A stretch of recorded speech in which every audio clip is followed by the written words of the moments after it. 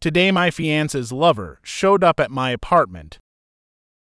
A male found out my fiancé, female of 2 years, has been cheating on me. For some background, I've been cheated on before and all who can relate can say it's not something you want to go through again.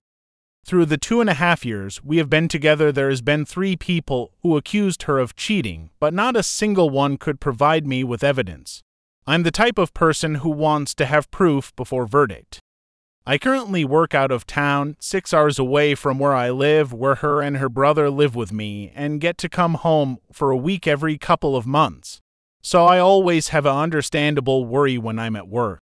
I was currently home, and when nobody was around her ex home she cheated with, also one of the accusers of her cheating, knocked on my door. I answered, having no idea whom he was.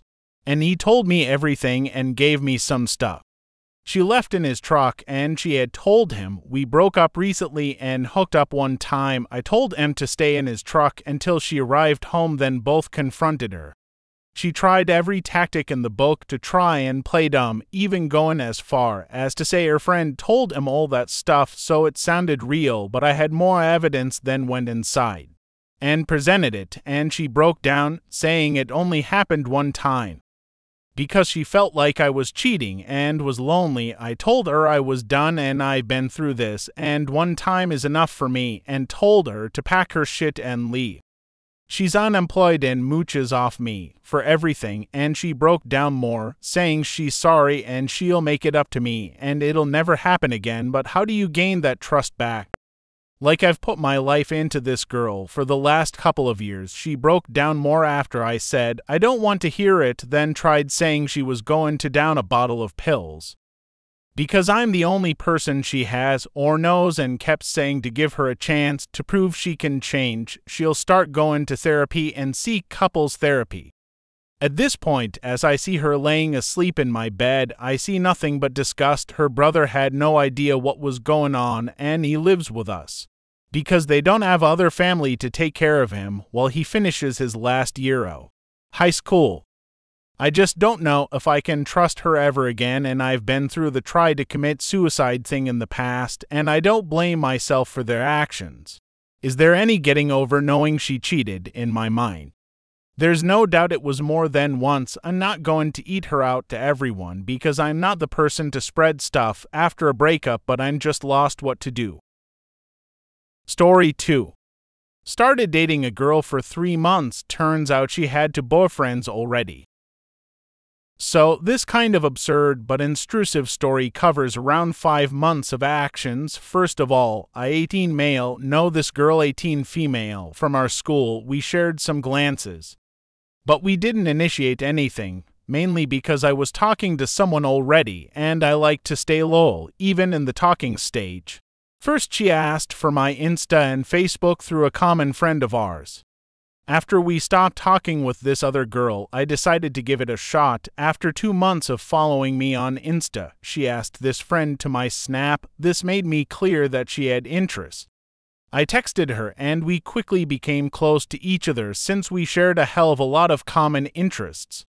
She claimed that she had anxiety and is really shy and introverted, which was honestly fine because I could keep my 3-month rule and she could open up and get comfortable with me with time. We talked whenever we had free time, mainly by sending snap pics and writing our convos on it, which kept it more interesting over time without having to meet in person. She seemed just perfect and everything that I was looking for. Some things were off almost by the start though, which I completely ignored like a real idiot. She did not want to meet in the first months, and she blamed it on her anxiety. I had anxiety too. And since I overcame it, I decided that I'll be patient with her.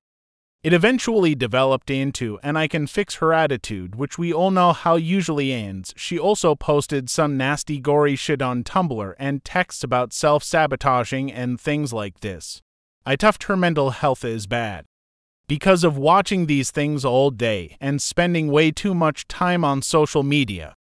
Eventually, after 2 months, she overcame her anxiousness around me, and we met up pretty often in the school. I was pretty into her already, but after 1.5 months of talking, we could not have any other topic other than sexual stuff. She was no way vanilla, I'm not either, so we had quite a lot of spicy things to discuss, which we did in very disturbing details. We also sent explicit TikToks and Insta pics to each other. And a lot of sexy pics too, but no nudity. She was only interested in this topic, and if I tried to talk with her about something else, she shook it off and vanished for that day, almost 2 months, and she sent a Thai pic and said that she craves sex. But this time, I actually wanted to settle with someone, not just to have fun, and I'm a high-value man, so I decided to keep the 3 months rule and told her that 1 more month, babe, and I'll rip you apart, respectfully.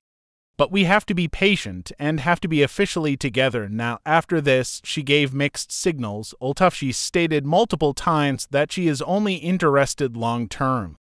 Then she began reposting things like, I'm not made for relationships and he thinks I'm obsessed with him, but I have 6 guys. She blamed these on her BPD and said that she just found these TikToks interesting.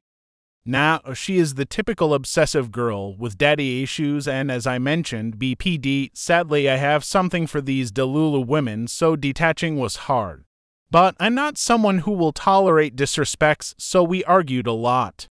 At this point, we were not in a relationship officially, but kinda acted like we are, but she needed more time for one, which was pretty funny.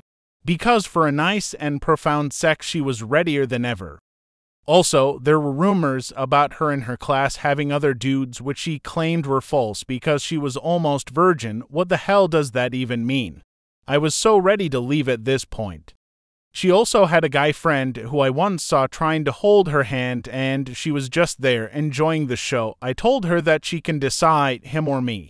She eventually blocked this friend, but I think for a different reason, which I could not figure out.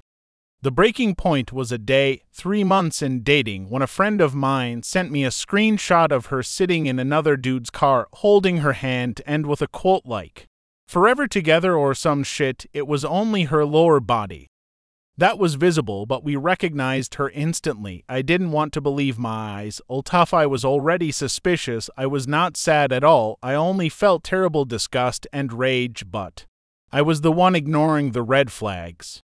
And if you decide to sail the 7 seas with a ship decorated entirely by red flags, don't be surprised if you wreck with it. I confronted her about it. She did not reply.